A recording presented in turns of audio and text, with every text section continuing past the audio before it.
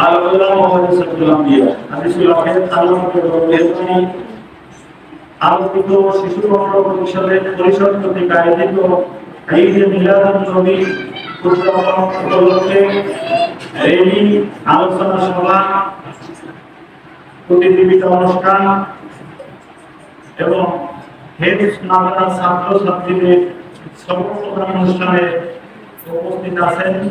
আজকে এই যে মিলাদুন নবীর আলোচনা সভা সম্মানিত প্রধান মেহমান আমাদের অত্যন্ত কাছের অর্থ প্রতিষ্ঠানের একনিষ্ঠ একমাত্র প্রধান উপদেষ্টা আমাদের সকলের মাতার তার আলহাজ মাওলানা মুহাম্মদ আব্দুল ইয়াহিয়া মাসাদিল্লাহ আলী অধ্যক্ষ দরজা দারুল খাদির মাদ্রাসা। আজকে এই ঈদে মিলাদুন নবীর আলোচনা সভার প্রধান বক্তা হিসেবে উপস্থিত আছেন আমার বন্ধুগণ হযরত মাওলানা আল-আবুদার বিভাগী এম.এ. মোল্লা। বিশেষ মেহমান হিসেবে উপস্থিত আছেন আমার ছোট ভাই হাফেজ কারি মোহাম্মদ একরামুল হক জেহাদি। আরো উপস্থিত আছেন আমাদের এই প্রতিষ্ঠানের এটাকারী সদস্য তারে নিয়ম নেই আরো উপস্থিত আছেন আমাদের একটা নিয়ে আসছে নষ্ট হয়ে গেছে অলরেডি যারা একটা নিয়ে আসছে আমাদের চিঠি দেখেছেন আমাদের এই প্রতিষ্ঠানের বাংলাদেশের এই শ্রেষ্ঠ সন্তান মুক্তিযোদ্ধা বীর মুক্তিযোদ্ধা মোহাম্মদ ফজলুর রহমান। আরো উপস্থিত আছেন বিভিন্ন এলাকা থেকে আমার প্রাণপ্রিয় অভিভাবক বিন্দু। আরো উপস্থিত আছেন সাংবাদিক বিন্দু, উপস্থিত আছেন বিভিন্ন এলাকা থেকে সুন্দরভাবে এই প্রতিষ্ঠানে অধ্যয়নরত ছাত্র ছাত্রীবৃন্দ সকলকে ঈদে মিলাদুন নবীর শুভেচ্ছা জানিয়ে আমি আমার সংক্ষিপ্ত উদ্বোধনী কথা রাখতেছি। সেটি হলো, আমরা জানি আমাদের এই দেশে আমরা এই দিনটিকে বিতর্কিত করার জন্য আমাদের মধ্যে কিছু ভাই আছেন, তারা ঈদে মিলাদুন নবী না মেনে সিরাতুন নবী মানেন। আমি যে মাদ্রাসায় চাকরিরত অবস্থায় আছি সেখানেও বক্তব্য দিলাম। যদি বক্তব্যটা করা হয়েছে আমি মনে করি যে এটা দরকার যে যারা ঈদে মিলাদুন নবী মানে না সিরাতুন নবী মানে, আমি বাংলা ভাষায় বলছি, তাদেরকে এই কথাটা বলছি, তারা লুঙ্গি পাঞ্জাবি ছাড়া পাগড়ি করে। ঠিক না বেঠে? কথাটা কি বুঝছেন? ঈদ হলো একদিনের জন্য যদি হয় ঈদের দিন, সেটি হলো জন্মের দিন। তো বিশ্বনবী সাল্লাল্লাহু আলাইহি সাল্লামের জন্ম যদি থাকে তাহলে তো সিরাত, তাহলে তো জীবনী। তো আমি ওই ভাইদেরকে এই জন্য বললাম যে ঈদে মিলাদুন নবী পালন করার পরে সারাটি জীবন সারাটি বছর আমাদেরকে সিরাত প্রিয় নবী সাল্লাল্লাহু আলাইহি সাল্লামের জীবনী আলোচনা করতে হবে। তো আজকের প্রোগ্রামটা আমরা যেটা সভাপতি করে থাকি, আমরা ঈদে মিলাদুন নবী করে সিরাতুন নবী মানি। আর যারা সিরাতুন নবী মানে নিলে এই যে মিলাদুন নবী মানেন না, তাদেরকে আমি বলবো লঙ্গি পাঞ্জাবি ছাড়া টুপি আর পাগড়ি পরার মতো। ঠিক না বেঠে? আমরা এটা খেয়াল রাখবো, আমার এই বিশ্বাস থাকবে, আমার এই আকীদা থাকবে যে আমার নবী প্রিয় নবী সাল্লাল্লাহু আলাইহি সাল্লাম জন্মগ্রহণ করেছেন, এটা একটা খুশির দিন। ঠিক না বেঠে? আবু লাহাব, উতবা, সাইবা, সমস্ত বিধর্মীরা, সমস্ত শত্রুরা যদি আল্লাহর নবীর আগমনে খুশি হয়, তা আমাদের এই মুনাফিক মুসলমানরা খুশি হবে না কেন বলেন? এটা আমার প্রশ্ন রেখে গেলাম জাতির কাছে। তো আমি যে কথাটি বলবো, আমরা ঈদের দিনে যেমন খুশি, বিশ্বনবী সাল্লাল্লাহু আলাইহি সাল্লামের দিনে যেমন খুশি, আমরা সারা জীবন খুশি মনে করে প্রিয় নবী সাল্লাল্লাহু আলাইহি সাল্লামের সিরাত আলোচনা করব। আমাদের অন্তরে, আমাদের জীবনে, আমাদের পা থেকে মাথা পর্যন্ত শরীয়ত সম্মত সিরাতুন নবী আমরা পালন করব। এটা হলো আমাদের আকীদা।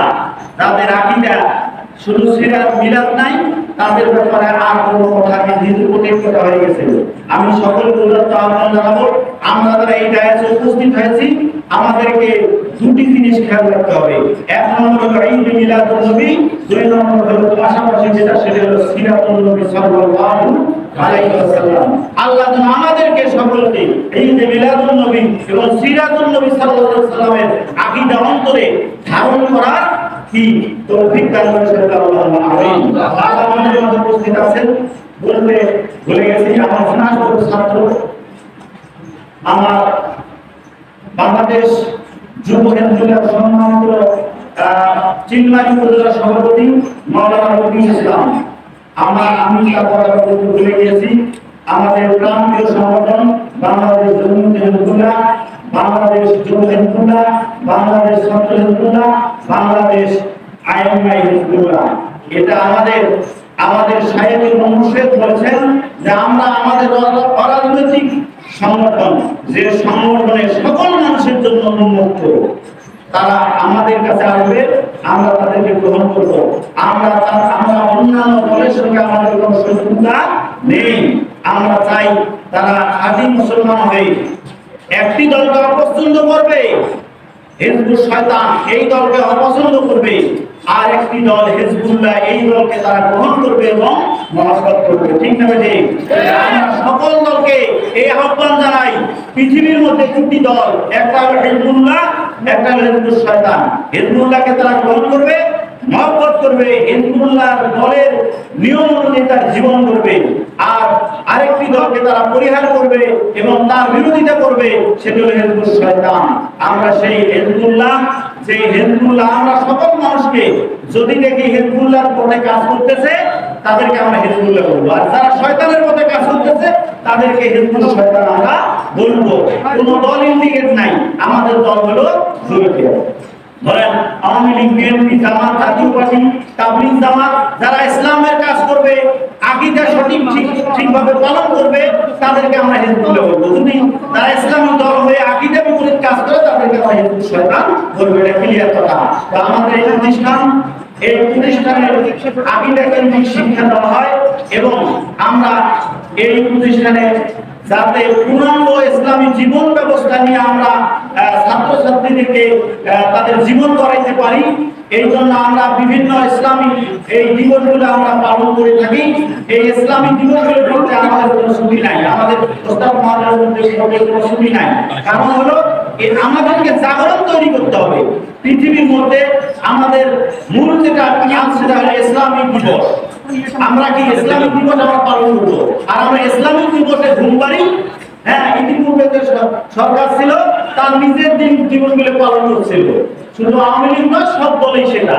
কারো বাপের, কারো স্বামীর, কারো হলো রাজনৈতিক নেতা।